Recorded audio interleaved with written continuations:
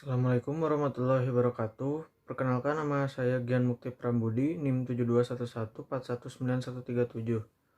Di sini saya akan menjelaskan salah satu materi Sistem Informasi Manajemen, yaitu bab 4 tentang pengguna dan pengembang sistem. Yang pertama kita bahas organisasi bisnis. Sistem organisasi ini dikembangkan dan digunakan untuk mendukung keseluruhan organisasi eksekutif dan area bisnis. Area bisnis dasar perusahaan adalah keuangan, sumber daya manusia, layanan informasi, produksi, dan pemasaran. Lalu selanjutnya ada organisasi layanan bisnis. Sumber daya informasi terdiri atas piranti keras seperti komputer dan piranti lunak komputer. Spesialis informasi, pengguna, fasilitas, basis data, dan informasi. Spesialis informasi merupakan karyawan yang bertanggung jawab untuk memberikan kontribusi atas tersedianya sumber daya informasi dalam sebuah perusahaan. Spesialis informasi ini meliputi analis, administrator basis data, webmaster, spesialis jaringan, programmer, dan juga operator. Ya, kita lanjut. Struktur organisasi layanan informasi. 1. Tren dari struktur tersentralisasi menjadi desentralisasi.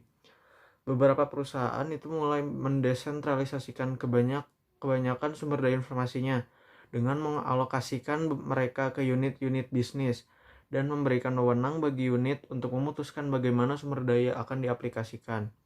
Yang kedua, struktur organisasi inovatif.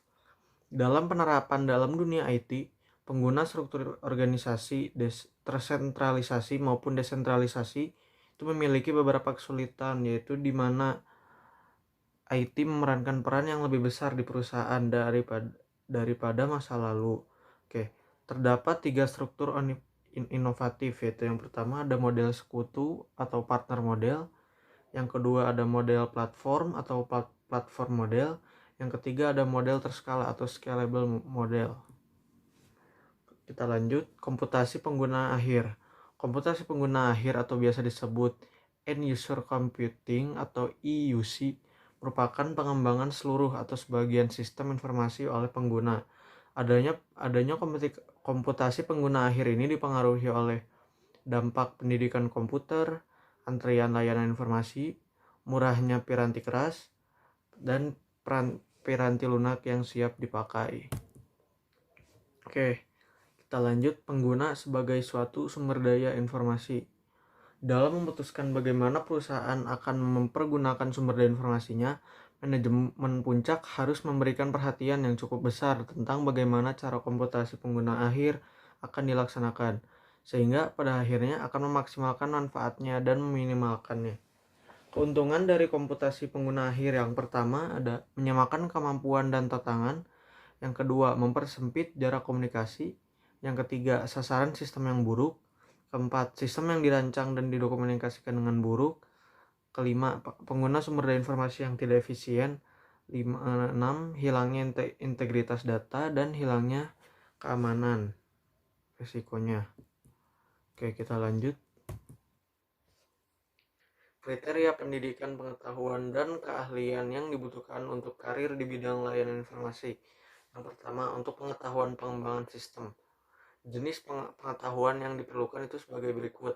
Ada pengetahuan komputer, pengetahuan informasi, dasar-dasar bisnis, teori sistem, proses pengembangan sistem, dan pembuatan model sistem.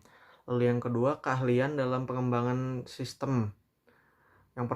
Terus jenis-jenis keahlian yang dibutuhkan dalam pengembangan sistem itu yang pertama ada keahlian dalam komunikasi, yang kedua kemampuan analitis, yang ketiga kreativitas, yang keempat kepemimpinan. Kita lanjut, mengelola pengetahuan yang ditunjukkan oleh sumber daya informasi perusahaan. Sumber daya informasi perusahaan itu meliputi perangkat lunak, perangkat keras, basis data, dan pengguna dan spesialis informasi. Kita lanjut, otomatisasi kantor. Otomatisasi kantor adalah seluruh sistem elektronik baik formal maupun informal yang berhubungan dengan komunikasi informasi dari dan ke orang lain di dalam maupun di luar perusahaan. Nah, ini bisa dilihat ya, model otomatisasi perkantoran itu ada di gambar situ. Jadi model di samping ini menunjukkan bahwa aplikasi-aplikasi berbasis komputer berinteraksi dengan suatu bisnis data yang dipopulasi oleh informasi yang diperoleh dari dalam perusahaan dan dari lingkungan. Oke, kita lanjut. Kantor maya. Konsep kantor maya ini menjadi mungkin dengan adanya aplikasi-aplikasi dari otomatisasi kantor. Pengertian kantor maya itu jadi suatu tempat untuk melakukan pekerjaan kantor yang dapat berpindah-pindah karena dihubungkan oleh suatu jenis kemampuan komunikasi elektronik. Nah, jenis kantor maya. Nah, jenis kantor maya itu ada dua. Yang pertama ada telecommuting dan hoteling. Oke, adapun beberapa keuntungan dengan adanya telecommuting ini. Yang pertama, memberikan fleksibilitas pada pekerja dalam menjadwalkan tugas-tugas. Lalu yang kedua, perusahaan memberikan perhatian lebih besar kepada para telekomuter dibandingkan dengan karyawan kantor biasa yang lain. Nah, lalu ada kerugiannya dari telecommuting ini. Yang pertama, ada sifatnya terisolasi sehingga telekomuter merasa kurang dianggap penting dalam suatu organisasi. Lalu kerugian yang kedua, munculnya kekhawatiran akan kehilangan suatu pekerjaan atau terganggunya karir. Lalu yang ketiga, ada meningkatnya ketegangan keluarga karena batasan antar tanggung jawab kantor dan rumah itu menjadi kabur. Nah, kita lanjut ke yang hoteling. Hoteling ini merupakan salah satu konsep kantor maya yang lebih luas hingga meliputi seluruh karyawan yang hanya datang ke kantor apabila dibutuhkan. Keuntungan kantor maya ini adalah sebagai berikut. Biaya fasilitas yang lebih rendah karena perusahaan tidak perlu menyediakan kapasitas kantor yang besar, sehingga memungkinkan turunnya biaya untuk sewa dan perluasan kantor. Lalu yang kedua, biaya peralatan yang lebih rendah karena para pekerja dapat berbagi peralatan yang digunakan, sehingga perusahaan tidak perlu membeli seperangkat alat kantor pada setiap orang. Lalu yang ketiga, berkurangnya penghentian pekerjaan karena aktivitas perusahaan akan tetap berjalan meskipun cuaca buruk. Lalu yang keempat, memberikan kontribusi sosial karena dengan adanya kantor maya, maka perusahaan dapat mempekerjakan orang-orang yang sebelumnya tidak memiliki peluang untuk bekerja, seperti orang yang memiliki cacat tubuh maupun manula. Nah, selain itu juga dapat beberapa kerugian yang ditimbulkan oleh dengan adanya kantor maya ini. Yang pertama, moral yang rendah dapat disebabkan karena pekerja kurang berinteraksi satu sama lain. Lalu yang kedua, kekhawatiran akan resiko keamanan karena data dan informasi rahasia akan lebih sulit dikendalikan dalam kantor maya. Oke, kita lanjut. Organisasi maya. Organisasi maya ini dipicu dengan adanya kantor maya, namun sifatnya lebih luas, yaitu meliputi seluruh operasi dalam perusahaan yang dirancang sedemikian rupa sehingga tidak terikat pada lokasi-lokasi fisik. Nah, kita lanjut lagi ke menempatkan pengguna sistem dan spesialis informasi pada perspektif. Manusia menjadi salah satu bagian penting dalam pengembangan dan penggunaan sistem informasi. Para pelaku utama adalah pengguna dan spesialis informasi. Keduanya ini bekerja sama dalam satu tim pengembangan.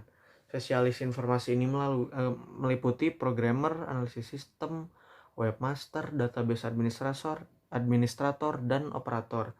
Namun perlahan-lahan pengguna dapat melakukan seluruh pekerjaan pengembangan, tidak hanya pengembangan saja yang berubah, namun organisasi pada akhirnya akan menuju pada organisasi maya di mana pekerjaan itu dapat dilakukan di hampir semua tempat. Nah, mungkin sekian presentasi dari saya. Mohon maaf apabila ada salah kata maupun kata-kata yang tidak berkenan. Wabillahi taufiq wal hidayah. Wassalamualaikum warahmatullahi wabarakatuh.